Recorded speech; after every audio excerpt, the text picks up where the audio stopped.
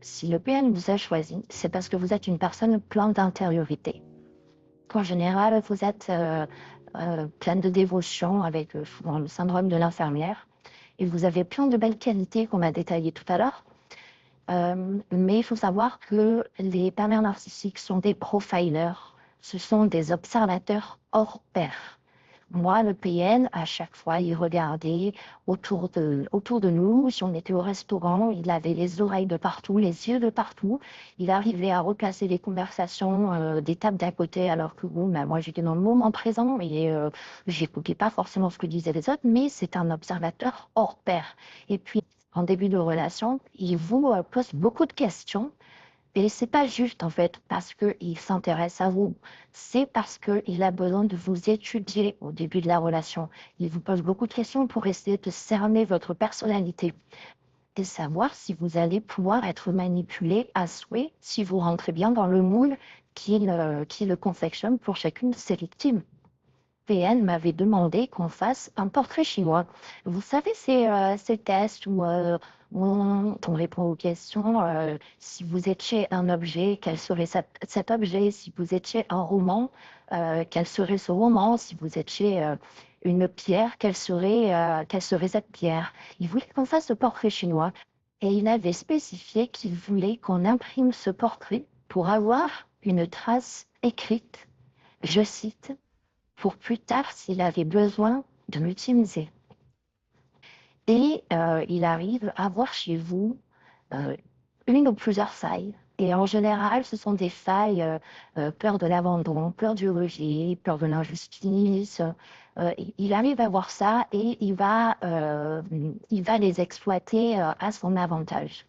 Et moi, mon PN, il me disait que ce qu'il regardait en premier chez une femme, c'était ses yeux, le regard.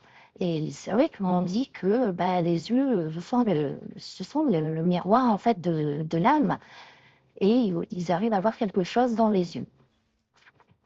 Alors, la proie idéale du PN, en général, c'est une personne hypersensible, empathique, bienveillante, qui se soucie des autres. C'est une personne qui se remet beaucoup en question, qui a la culpabilité facile, euh, et BPN saura exploiter à son avantage pour reporter la culpabilité sur vous.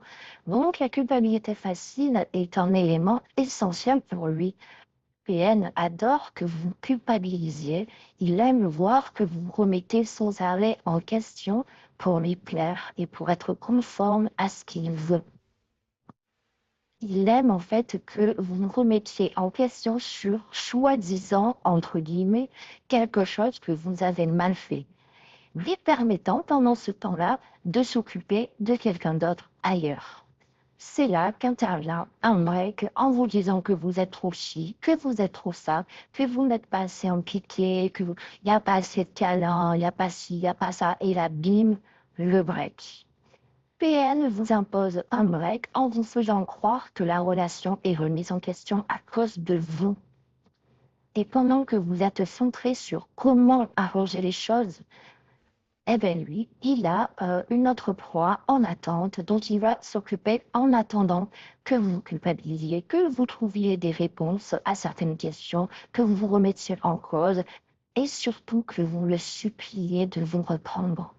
Cette proie idéale que vous êtes ne se trouve pas à tous les coins de rue. Tout le monde ne culpabilise pas. Beaucoup de personnes vont voir les jeux de manipulation. Là, vous êtes complètement sous emprise. Je dis vous, mais moi, c'était exactement la même chose.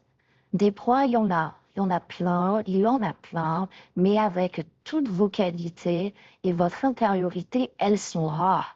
La proie qui a la culpabilité facile, qui a le pardon facile, ça ne se trouve pas à tous les coins de rue. Mais rappelez-vous, il a bien étudié vos faiblesses et vos failles au début de la relation. Il sait que vous avez peur du rejet et de l'abandon. Il sait que vous allez tout faire pour ne pas être abandonné et rejeté. Vous allez vous débattre en lui envoyant des tas de messages pour qu'il vous reprenne. Et c'est ce qu'il veut. Vous allez lui accorder toute votre attention pendant ce break.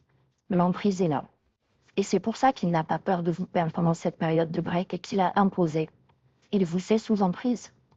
Une personne normale aurait peur de perdre son partenaire pendant un break, aurait peur que cette personne rencontre une autre personne. Mais non, PN n'a pas peur de ça parce qu'elle vous sait sous emprise. Le break est une façon de vous tester. Il teste ton emprise et il teste aussi vos sentiments. Le premier break, en général, est assez bref. Et quand le test a bien fonctionné la première fois, alors les suivants seront plus longs et beaucoup plus durs. Et moi, ce que j'ai remarqué, c'est que les breaks sont calculés à l'avance. C'est millimétré à l'avance. C'est à un moment donné où il a ferré une proie et il va falloir qu'il passe un peu plus de temps, qu'il se rende un peu plus disponible pour cette proie. Et c'est pas possible. Avec vous entre les pattes, vous êtes un objet qu'il va falloir dégager pendant un petit moment pour qu'il fasse ses petites affaires. C'est malheureusement la dure réalité avec un PN. Il arrive à utiliser nos qualités contre nous. Se remettre en cause, se remettre en question est une excellente qualité parce que c'est ça qui nous permet d'évoluer. Le PN ne se remet jamais en question, il n'évolue pas, hein. Et ces bonnes qualités que nous avons se retournent contre nous. Il faut apprendre aujourd'hui à utiliser toutes nos qualités pour nous, pour notre bien-être, et pas pour le bien-être des autres. Et certainement pas pour un PN.